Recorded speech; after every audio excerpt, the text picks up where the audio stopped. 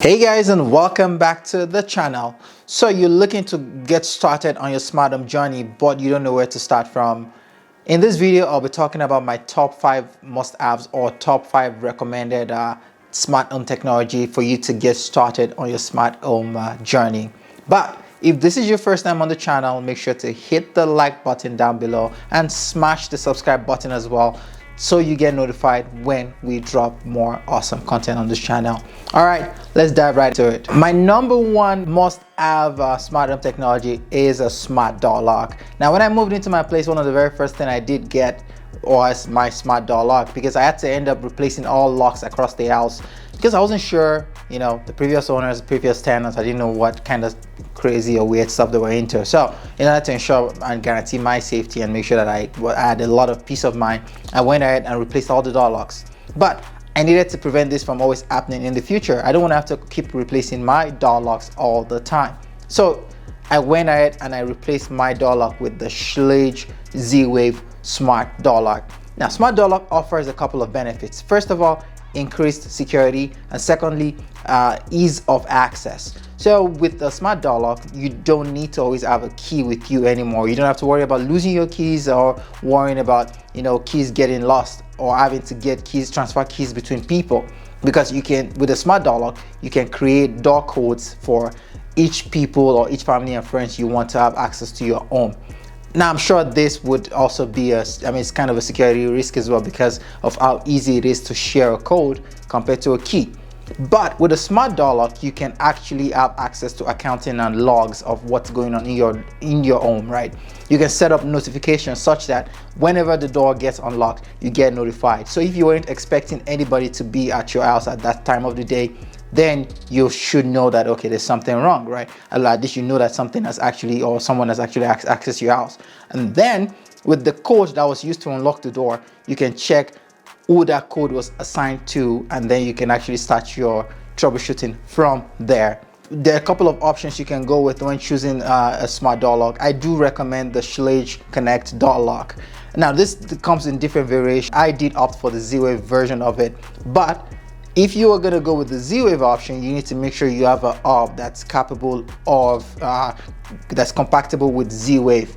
However, if you don't have that, go with the Wi-Fi or Bluetooth version. I mean, Yale also offers some pretty nice door locks. My number 2 must-have smart home technology is a doorbell.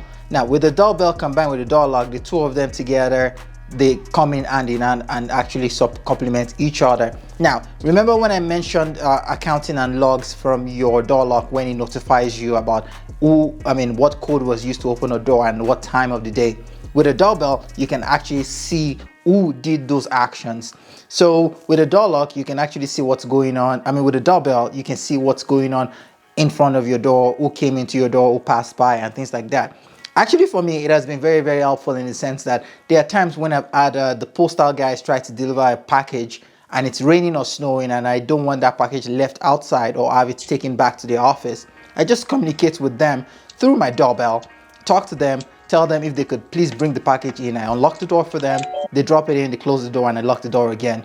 All of this, I'm doing it while I am away from my home. So combining the door lock and the doorbell together, it's an impressive combination. Now, there are a couple of options when it comes to doorbell. There's depending on the ecosystem you want to get into, right? If you're going with the Google, Alexa, or Apple. For me, I do have the Nest doorbell, but if I had my way, I'll be getting rid of the Nest and switching to Unifi doorbell, because one of the biggest thing that's paramount to me when I'm building my smart home or choosing technology is local storage and zero subscription cost. Unfortunately, Nest, Alexa, and many of all these big branded companies pigeon you into a corner where you actually have to get subscription to get any of the good features. I do like the Unifi G4 doorbell because this doorbell offers local cloud, local storage for your footages, right? So these footages don't get stored to the cloud. The AI triggers and AI events is not done in the cloud. It's all done locally in your house. So you don't have to worry about cloud storage and paying for subscription costs. You own the gear for life.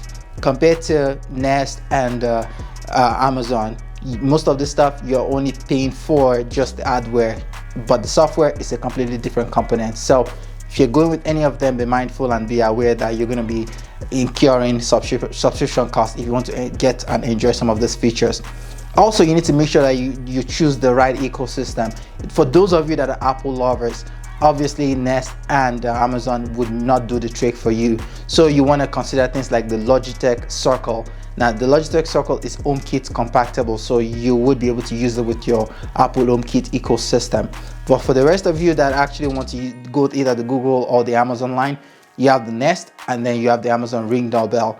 There are other options in the market like Arlo as well, but they are relatively all the same. Number 3 must-have is a smart thermostat. With the smart thermostat, it offers you that benefit of lowered utility cost and that perfect temperature around the house all through your stay in the house. Now, with the smart thermostat, you're able to use things like geofencing such that the thermostat is able to use your phone to determine if you're home or away from the house. And when you're home, it shuts down the thermostat and lowers it to a lower temperature such that it minimizes the energy being used or consumed. And when you enter your geofencing, depending on how wide or narrow you set it at, it would immediately turn on the AC or the heater and try to bring it up to the temperature that you prefer the most. Some of them are even smart enough to actually study your patterns after a couple of weeks, right? Like the Nest learning thermostat, it starts to learn your pattern and determines what temperature you normally set the thermostat at certain times of the day, and it adapts and learns and then sets it based on those features and the time zones and whatever based on the time of the day. Now, with a smart thermostat, there are a couple of options as well. So depending on the ecosystem you want to go with. For me, I like something that is cross-platform compatible. So I typically don't go with the big name branded ones like the ones from Google and Amazon. So I currently use the T5 Lyric because it has multi-compatibility with HomeKit, Google, Alexa. That for me is paramount when I'm choosing any smart home device. It has to be compatible with as much ecosystem as possible. However, there's also the ones from Google, like the Google's Nest Learning Thermostat. Unfortunately, it has very limited integrations in terms of which ecosystem it works with as well. Also, Amazon has just released their own as well, and it's in the works, and it should be coming to the public pretty soon as well. But for me, my two top favorite thermostat would be the Ecobee or the Honeywell T5 Lyrics. Either of those two are fantastic options and they work well with all of the ecosystem.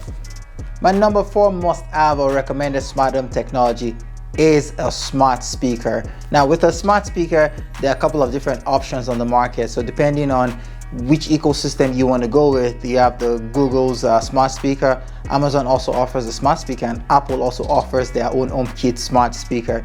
For me, I do use the Sonos smart speaker instead because it offers me the option of either switching between Google or Amazon. So depending on how I'm feeling or which ecosystem I feel like trying out, I can switch it within the app and it switches to each of the assistant. It also offers excellent sound quality in terms of bass and music and quality and even the looks as well. So with a smart speaker, you can also do things like control your smart home, right? Hey Siri, turn off the office light. Okay, the office light is off. So a smart speaker is definitely a must-have in your smart home as well, but just make sure you decide which ecosystem you are. If you're an Apple person, you know what to do. For Google and Amazon people, you choose the corresponding smart speakers as well for your ecosystem. Number 5 is a big one. It is the smart lighting. So smart lighting, within the smart lighting, there's a lot of other sub-components where you have like the smart switches, smart bulbs, smart LED strips. So we're just gonna lump everything up into this one huge section. One of the biggest thing about smart home is the ability to actually be able to control the lights within your house. And you can do that either using a smart switch or smart bulb, depending on if you're renting a house or if you own the house, and also depending on your skill level in being able to replace switches around your house. Ideally, replacing the switch will be better than actually replacing the bulb, because if you put a smart bulb and the switch is dumb, if anyone turns off the dumb switch, you can't control the bulb. But if you have a smart switch, even if someone physically turns it off, you can still remotely turn it on and off with the app or by voice. But if you don't have that option of being able to replace the smart switch, then you have the other option of actually using smart bulbs like the Philips Hue bulbs, and then probably put like a tape over the switch saying do not touch, or you can just blank out the plate instead. Amazon sells a lot of blank out plates where you can actually just blank out the switch from being controlled. But like I said, the smart switch is still a better option.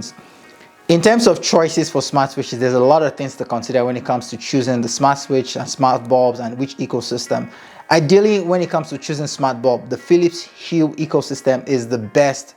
I'll call it the Apple of lighting, but it also comes with the cost, right? The Philips Hue is very expensive to get into, but it works. The ones I've had for over 5 to 6 years now, they've worked flawlessly and have given me zero issues. And they also use that ZigBee protocol, which means it doesn't depend on the Wi-Fi of your house. So even if your internet stops working in the house, those things will still keep working. Even if you move houses or you change your internet or whatever, you don't need to reconfigure this up. So that's one of the benefits of using like a ZigBee versus using Wi-Fi, because if your Wi-Fi changes, now you have to reprogram every single one of them. If you can't afford to go with the Philips Hue, there are a lot of other bulbs on the market that Amazon sells that just make sure they are Smart Life compatible. So I'll put in the link in the description for lots of different bulb options that are Wi-Fi compatible that work great. For those that want to go the switch option, Lutron is the best when it comes to making the smart switches. It is way more reliable and has less issues when compared to the Wi-Fi counterpart. But then again, it is expensive just like the Philips Hue. And if you don't want to go down that route, there's a lot of other Amazon Wi-Fi options as well. I do use a lot of those Wi-Fi options myself, and they've actually worked great. But I mean, if you would decide you want like high premium, high quality stuff, then you might want to go for the Lutron stuff, because where it also opens up the path to more advanced stuff. Like if you want to go into smart lights and smart shades, you can actually go into that Lutron's ecosystem and it works fantastic. But if you don't want to go that route, the Wi-Fi option works just as great as well, and it's way cheaper than going the Lutron route.